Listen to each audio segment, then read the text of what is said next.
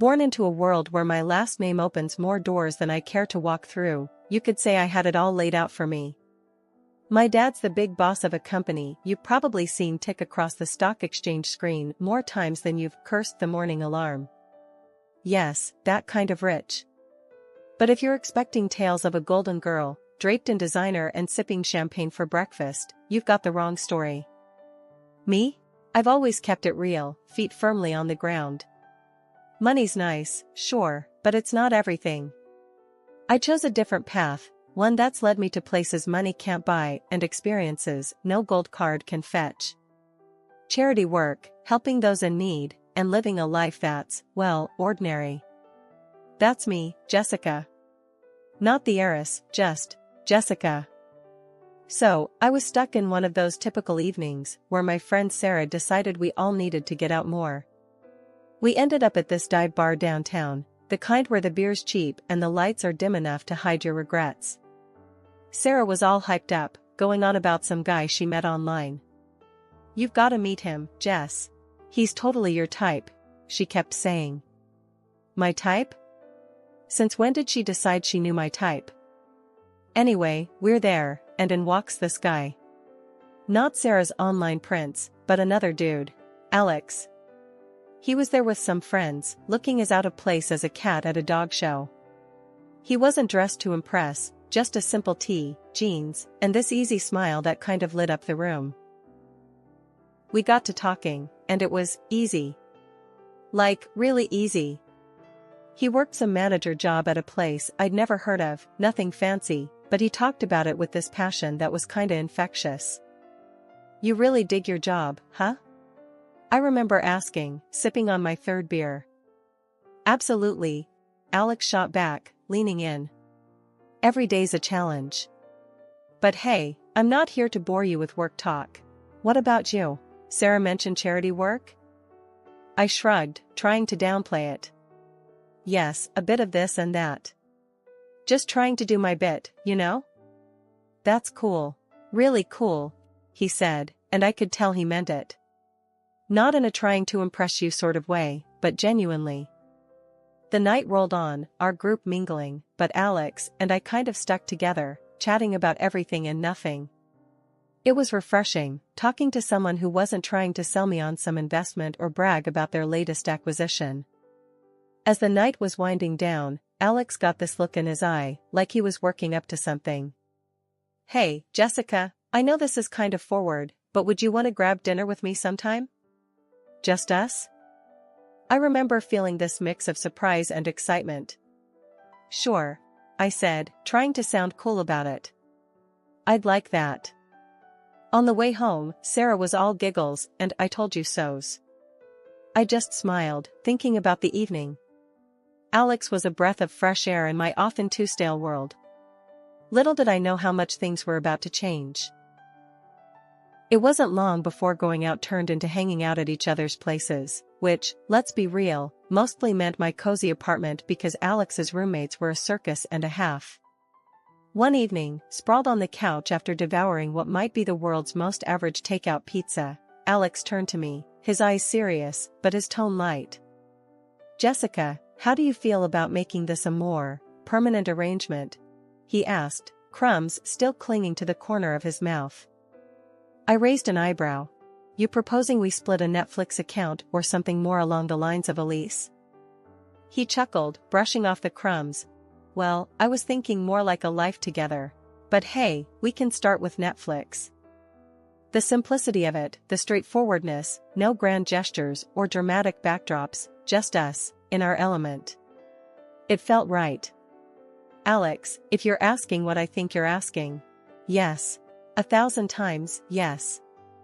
And just like that, with the aroma of cheap pizza as our witness, we decided to tie the knot. It was swift, sure, but when you know, you know. Telling our families was the next hurdle. My folks, well, they've always been about the "as long as you're happy" mantra, but this was putting it to the test. Dad, with his business empire, and Mom, the socialite, they had visions of me settling down with someone more in our circle. I broke the news over dinner, the fancy kind, where you're not sure which fork to use for the salad. "Mom, Dad, I'm getting married to Alex," I said, the words tumbling out in a rush. Dad paused, fork midair.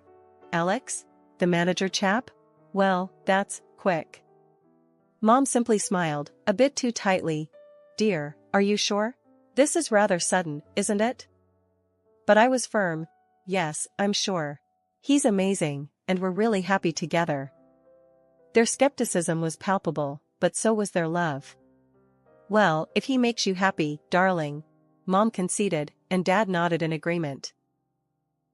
Alex's folks were a whole different ball game. We went over to their place, a cozy little house that seemed always to smell like fresh cookies, or something equally comforting. Judy and Martin, they were as down-to-earth as they come, and they welcomed me like I'd always been a part of the family. "Alex tells us you're setting a date?" Martin asked, passing me a plate of those infamous cookies. "Yes, we're thinking sooner rather than later. Small ceremony, nothing fancy," I replied, trying to gauge their reaction. Judy beamed. "Oh, sweetheart, that's wonderful. We're just thrilled for you both." Their warmth was enveloping, a stark contrast to the cautious optimism of my own parents. It was clear, right from the get-go, that our worlds were different, but the common ground was the genuine happiness for me and Alex. Planning the wedding, we were on the same page: keep it simple, keep it us. A small ceremony, close friends and family, and an open bar because, as Alex put it, if we're doing this, we're making sure everyone's having a good time. And that's how it went down.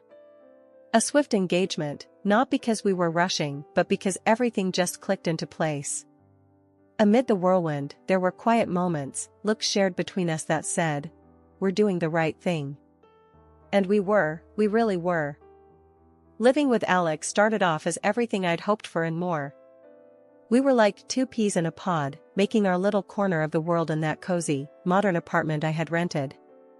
It was ours, filled with love, laughter, and a ton of takeout containers, because, let's face it, neither of us were winning any awards in the kitchen. It wasn't long before I started noticing how Alex's parents, Judy and Martin, had this way of dropping hints about things they liked or needed whenever they came over. At first, it was subtle, almost cute. "Oh, Jessica, that's a lovely coffee maker. Must make mornings a breeze," Judy would say, eyeing our shiny new appliance with a gleam in her eye.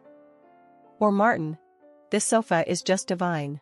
Our old one's been giving me a right pain in the back, you know." Wanting to be the good daughter-in-law, I'd surprise them with gifts here and there. A coffee maker for Judy, a comfortable new sofa for their living room, and so on. Their initial reactions were always the same, a mix of surprise and a little bit of guilt.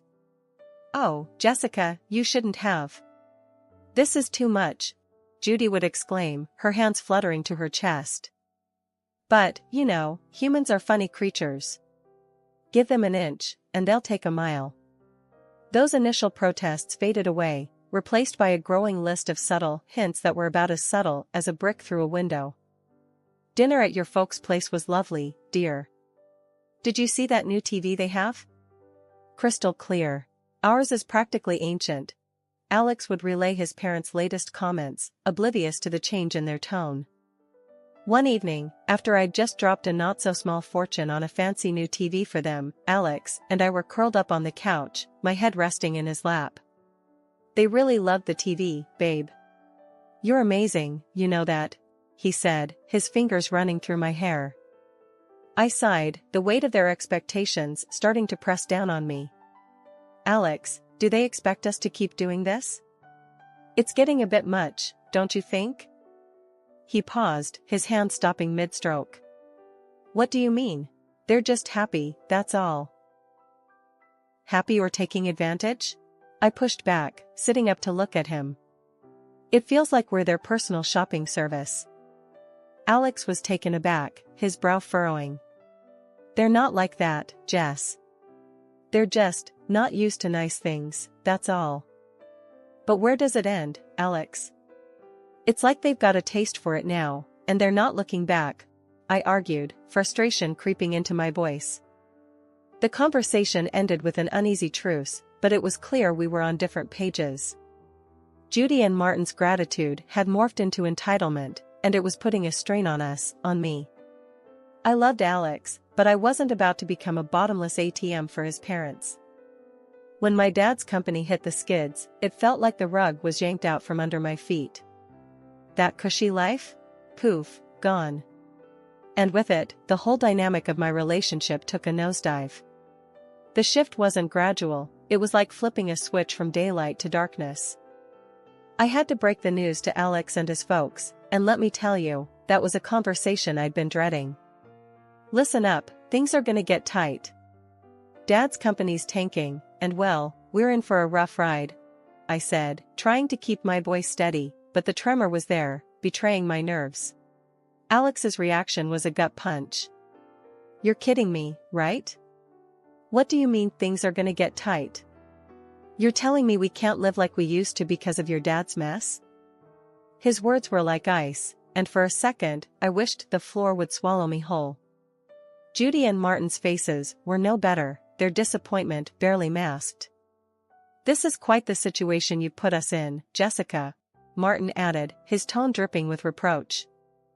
And just like that, the warmth and camaraderie we once shared evaporated, replaced by this cold expectation that somehow, I was to blame for my family's financial downturn.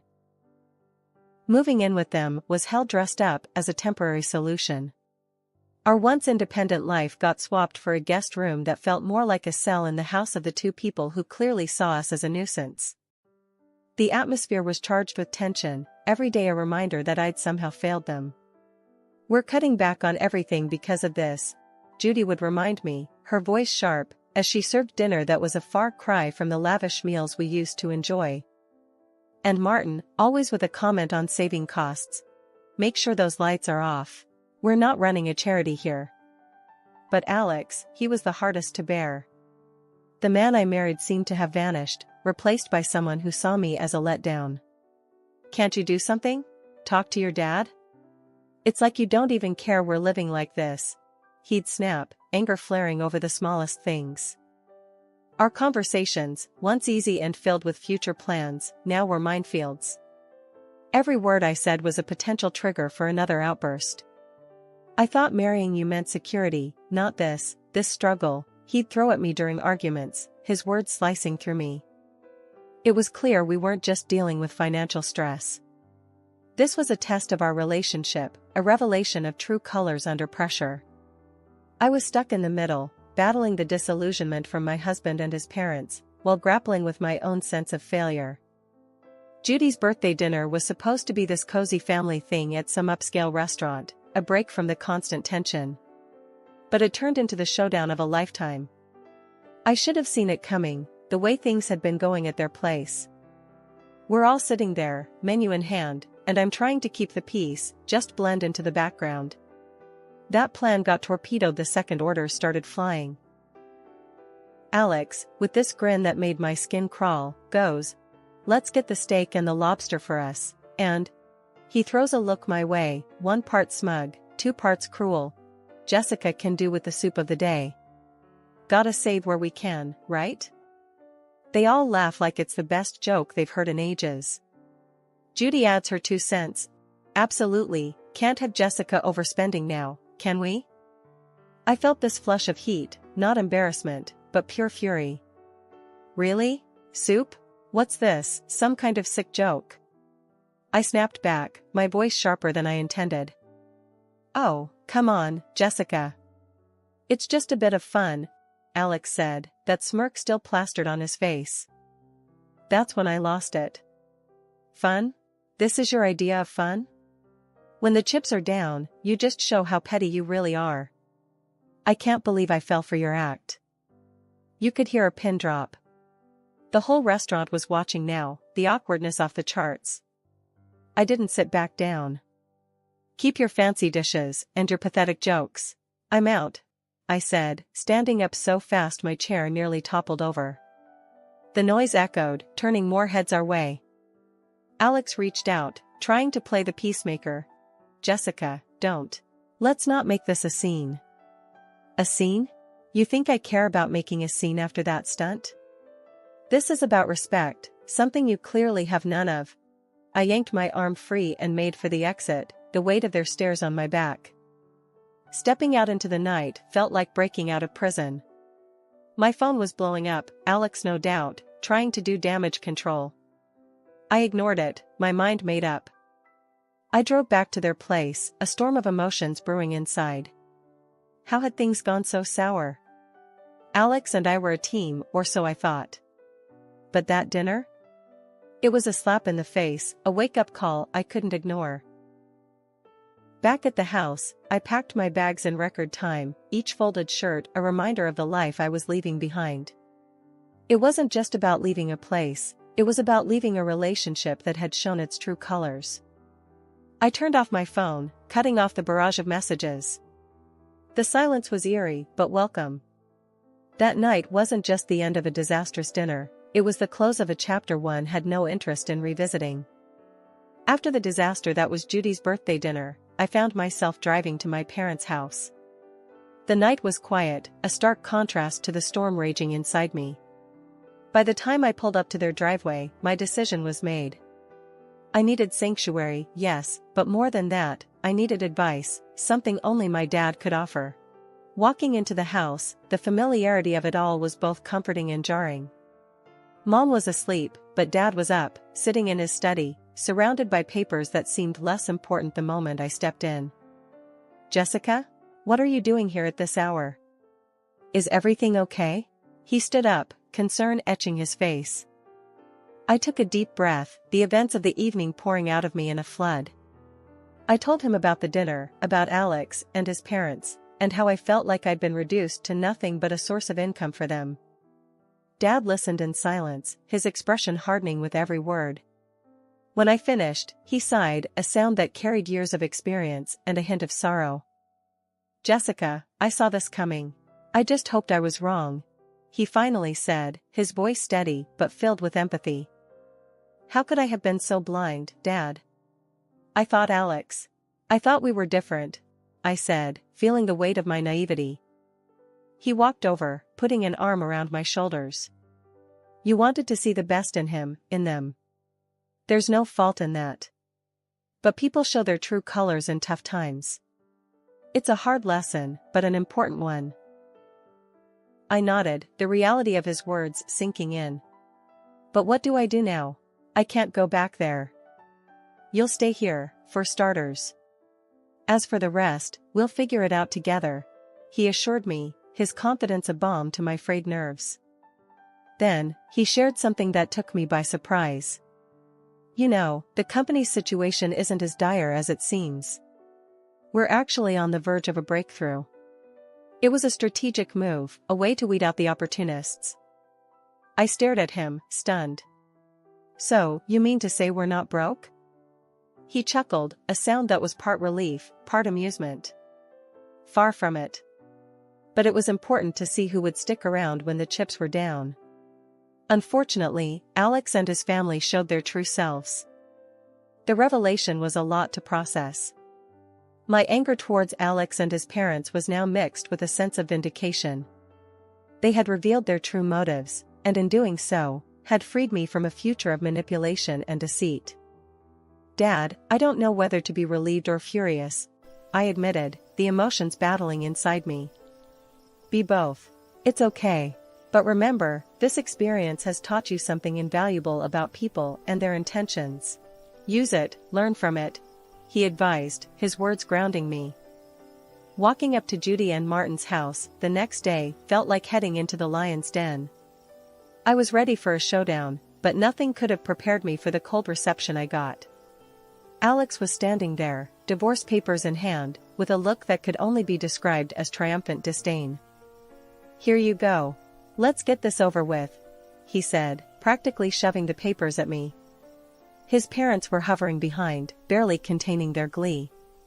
"Finally getting rid of the freeloader," Judy snickered, and Martin nodded in agreement, a smug smile plastered across his face. Alex joined in. "Yes, turns out you're just an ordinary dummy without your daddy's money. Thought you'd cry, but guess what? We don't need a tearful mess around here." Their words stung, but not in the way they expected. I felt a bizarre mix of anger and liberation. I looked at the papers, then at them, and without a word, signed where I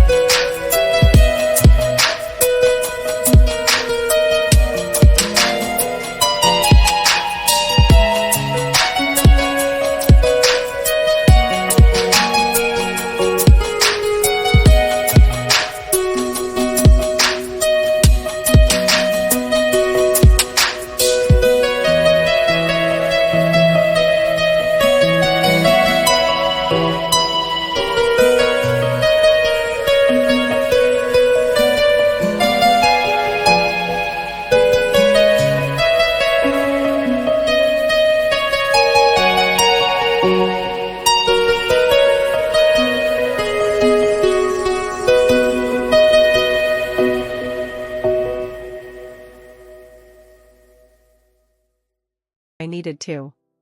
As I did, their smiles widened, thinking they'd won. But I had the last laugh.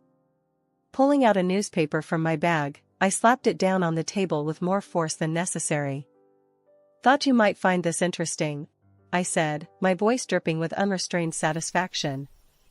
The headline screamed about my dad's company making a monumental comeback, profits soaring higher than ever.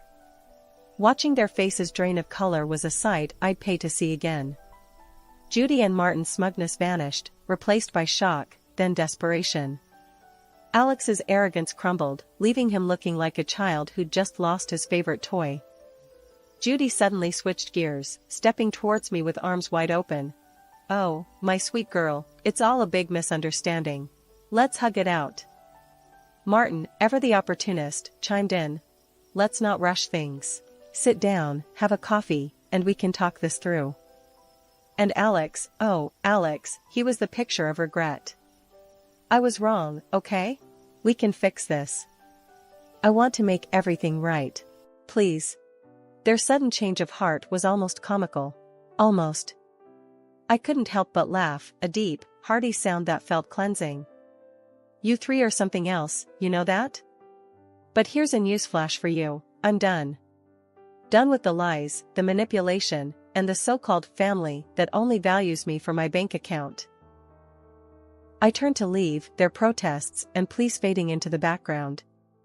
They called after me, a mix of desperation and disbelief in their voices, but I didn't look back. Not this time. After the spectacle at Judy and Martin's house, I was done. Not just with them, but with the whole sorry saga that had become my life. I needed a fresh start, a clean slate. So, I took some time, holed up at my folks' place, getting my head and heart back in the game. One afternoon, a couple of weeks after the divorce was finalized, I was out for coffee with Sarah, my ever-supportive friend who had been there through it all. "Girl, you look like a weight's been lifted," she commented, sipping her latte. I laughed, feeling lighter than I had in months. "You have no idea. It's like I can finally breathe again." Sarah leaned in, her expression turning serious. "So, what's next for you, Jess? You've got a clean slate now." I thought about it, stirring my coffee absent-mindedly. "I'm not sure, but I'm excited to find out. Maybe I'll travel, pick up some of the charity work I had to put on hold. As for love," I paused, giving her a wry smile, "I think I'll give that a miss for a while. Just make sure you're doing what makes you happy, okay? You deserve it after all that drama," she said, reaching over to squeeze my hand. "Thanks, Sarah. That's the plan." Not long after that conversation, my phone started buzzing with calls and messages from Alex. He was pleading, saying he'd changed, that we could start over. His parents even got in on the act, sending messages filled with apologies and invitations.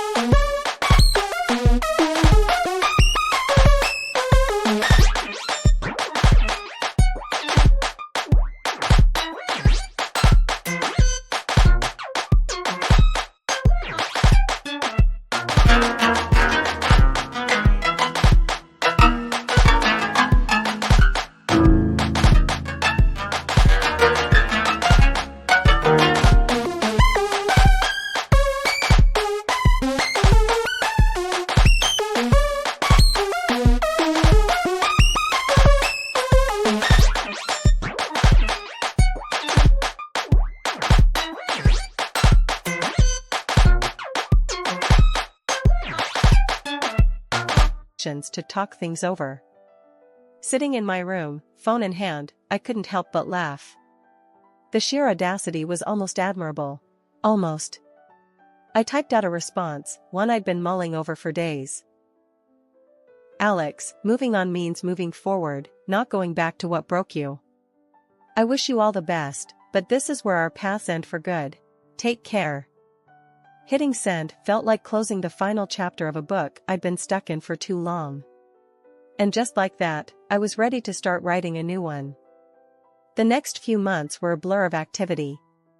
I threw myself into my work, took up volunteering with a vengeance, and even booked a solo trip to a place I'd always wanted to visit. Life was full, and for the first time in a long while, it was fulfilling too. One evening, sitting on a balcony overlooking a bustling street in a far-off city, I realized I'd found what I'd been searching for all along: peace.